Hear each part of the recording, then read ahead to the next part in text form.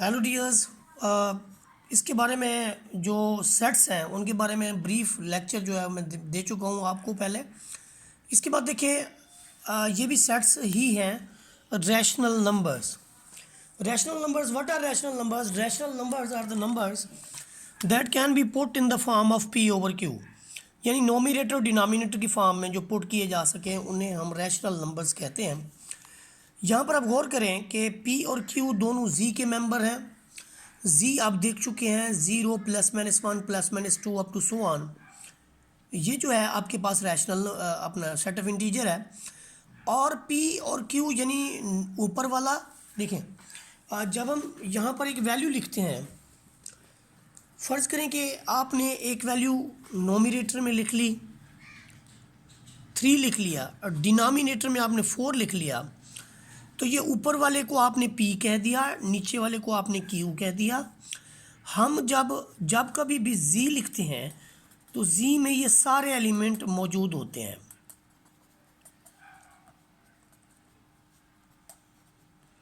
ये देखें, आपका 3 भी Z का मेंबर है, 3 भी Z का मेंबर है और आपका 4 भी Z का मेंबर है। जबकि हम ये लिखते हैं, रैशनल्स को हम ये कहते हैं कि ये ऐसे होते हैं, ये ऐसे एलिमेंट होते हैं, x is variable such that x is equal to p over q where p and q both belongs to z, कि दोनों z के मेंबर हैं। अब ये देखें, ये आपके पास z भी मौजूद है और मैं ऊपर कुछ रैशनल्स भी लिखता जा रहा हूँ। मैंने 3 ओवर 4 लिखा, फिर मैंने इसका 5 ओवर 7 लिखा। आप नेगेटिव नंबर्स वैसे रैशनल नंबर में ये एक ही नंबर है। अब क्यों समझे, -5 है, ये भी जी का मेंबर है, 7 है तो ये भी जी का मेंबर है। अच्छा, कुछ लोग कहते हैं जी 7 5 ऊपर है, ये मनफी में है, तो तब भी आप देखें -7 भी तो जी में है और 5 भी जी में है।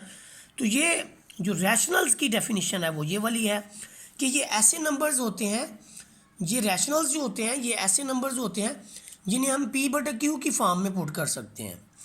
तो यहाँ पर ये भी जहन में रखें कि जो आपका डिनोमिनेटर है Q, it must be non zero, कि Q आपका ज़ीरो नहीं होना चाहिए। मतलब आप एक नंबर लिखते हैं 5 और डिनोमिनेटर में लिख लेते हैं 0। अब ये भी सुन लें, आप 5 को अंदर रख के 0 पे डिवाइड करना स्टार्ट करें, आप यहाँ कोई भी वैल्यू लिख लें, यहाँ कुछ नहीं आना। आप देखिए डिनोमिनेटर में 0 है, आप तो इसको डिवाइड ही नहीं कर सकते। मतलब इसका मतलब क्या है कि आपके पास 5 बनानाज हैं और आपने 0 बंदों में तकसीम करनी है, तो ये एक मीनिंगलेस चीज़ है। उन्होंने सिर्फ ये कहा है कि ये मीनिंगलेस है। उन्होंने सिर्फ ये कहा है कि आपका डिनोमिनेटर जो है वो 0 नहीं होना चाहिए।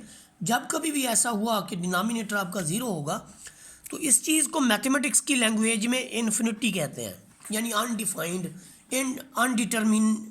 Indeterminate, meaningless. तो यहाँ पर यही चीज़ जो है इसके अंदर बताई गई है कि चाहे वो पॉजिटिव नंबर्स हूँ, नेगेटिव नंबर्स हूँ। अच्छा, 0/11 का मतलब भी सुन लें। आपने लिखा जी 0/11, इसका मतलब है 0।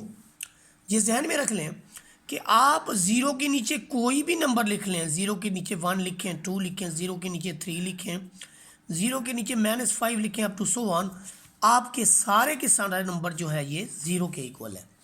तो यहाँ पर रैशनल नंबर्स की जो डेफिनेशन है वो ये वाली है कि ऐसे नंबर्स जिन्हें हम पी बटा क्यू की फॉर्म में पुट कर सकें, चाहे वो पॉजिटिव हो या नेगेटिव।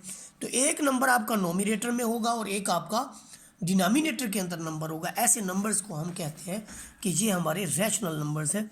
तो ये रैशनल नंबर्स की डेफिनेशन है और रैशनल नंबर्स को हम क्यू से डिनोट करते हैं।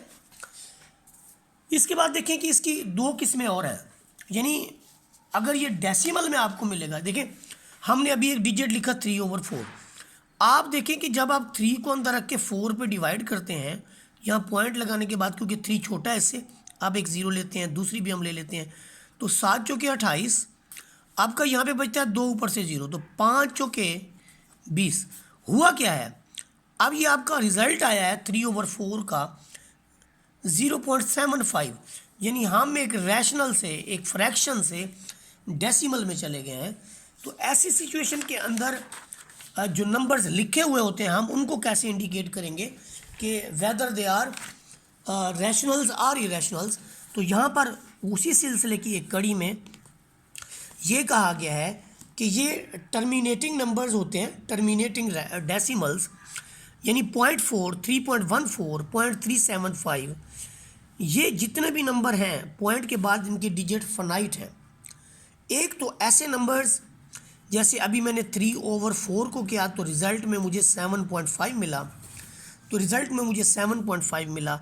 इसी तरह आपके पास कोई और इस तरह की कोई वैल्यू आ सकती है, मसलन आपके पास 2/5 है, तो आपको लेकिन 2 को अंदर रख के जब आप 5 पर डिवाइड करते हैं, पॉइंट के बाद सिफर लगाएंगे, अब सिफर को साथ मिलाएंगे तो इधर पॉइंट लगाना पड़ेगा, 4 और 5 20, तो आप देखें कि आपका रिज़ल्ट आया है जी 0.4। तो ये ऐसे डेसिमल्स को हम कहते हैं टर्मिनेटिंग डेसिमल्स। क्या कहते हैं जी हम? Terminating decimals. इसके अलावा एक चीज़ और है, वो आपका है नॉन टर्मिनेटिंग डेसिमल। ये दोनों चीज़ें रैशनल्स के अंदर है।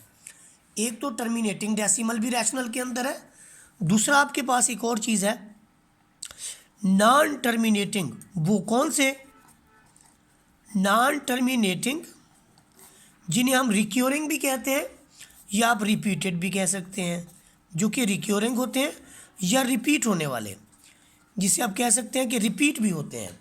मसलन आप अगर 1/3 को देखें तो ये भी तो P/Q की फॉर्म में है, लेकिन आप ये देखें कि जब आप 1 को अंदर रख के 3 पे डिवाइड करना स्टार्ट करते हैं तो इनडेफिनेटली आप जितने ज़ीरो यहाँ पे लगा लें तो पॉइंट के बाद आपको 3 मिलता जाएगा, यहाँ पे 9 आता जाएगा, 0 आता जाएगा और 3 3 3 अप टू सो ऑन। यानी 1/3 जो है असल में 1/3 जो है ये आपके पास 0.333333। अब देखिए ये नॉन टर्मिनेटिंग है, इसने टर्मिनेट किया ही नहीं है। ये कौन सा है? ये नॉन टर्मिनेटिंग है बट रिक्योरिंग है। तो इसी तरह के आपके पास जो यहाँ पर नंबर्स गिवन है उन पे ज़रा गौर करें। 2/9 आपको देता है 0.2222 अप टू सो ऑन, और 4/11 आपको देता है 0.363636, और 43/99 आपको देता है 0.434343। 156/9 आपको क्या देता है? ये देखें, ये जो आपके पास वैल्यूज़ हैं ये आपको क्या क्या दे रही हैं, ये गौर करें। आपको 2/9 जो देता है वो देता है 0.22222।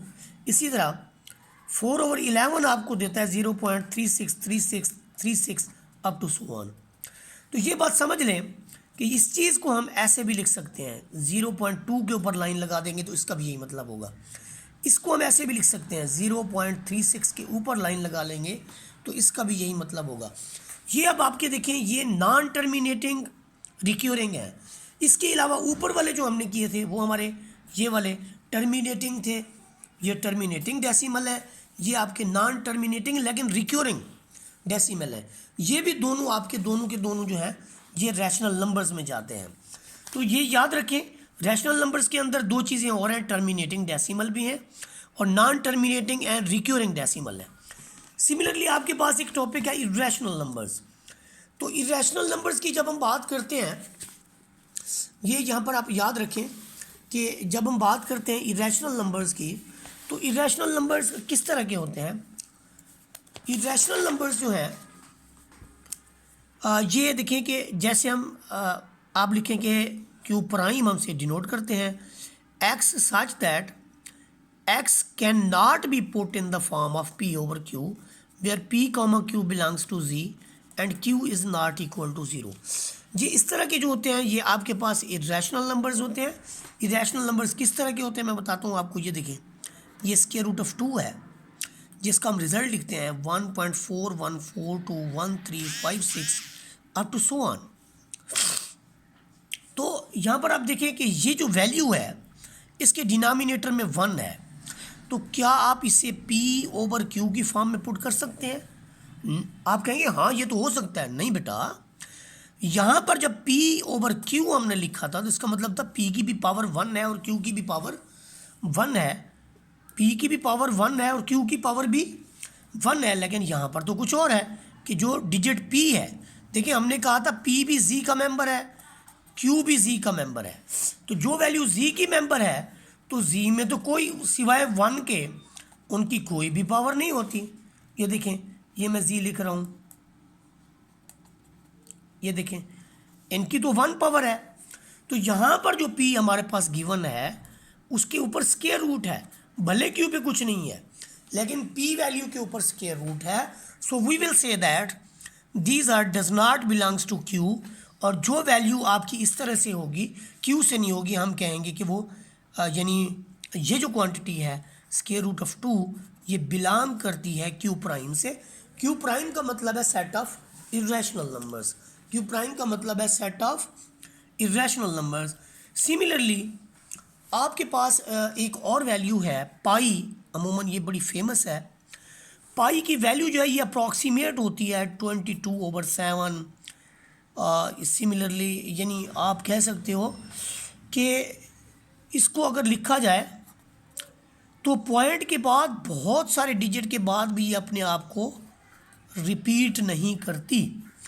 तो जितने भी नॉन टर्मिनेटिंग नॉन रिक्यूरिंग होते हैं, अब देखिए कि पीछे हमने कहा था रैशनल में हमने कहा था टर्मिनेटिंग,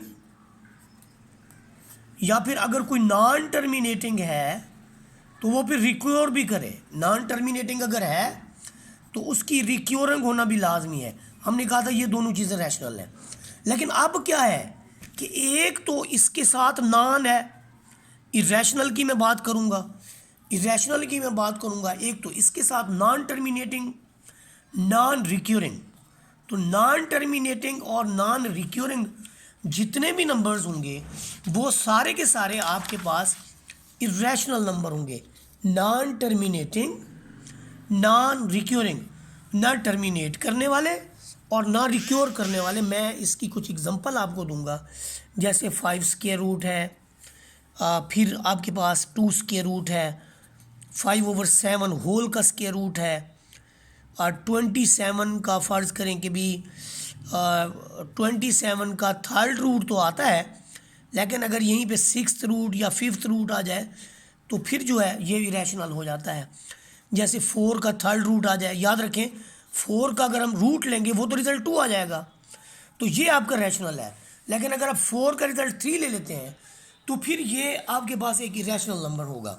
तो किसी भी क्वांटिटी के ऊपर स्क्वायर रूट है, कोई nth रूट है, और वो आपको नॉन टर्मिनेटिंग नॉन रिक्योर करती है, तो that will be an irrational number. तो ये दो चीज़ें जहन में रख लें कि जो रैशनल्स हैं, रैशनल्स में टर्मिनेटिंग होगा, या फिर अगर नॉन टर्मिनेटिंग है तो फिर वो रिक्योर करेगा। और इरेशनल में क्या होगा,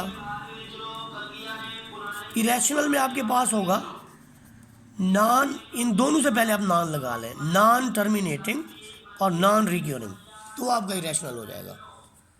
वीडियो अच्छी लगी हो तो लाइक और शेयर कर दें, सब्सक्राइब कर लें। जज़ाकल्लाहु खैरा।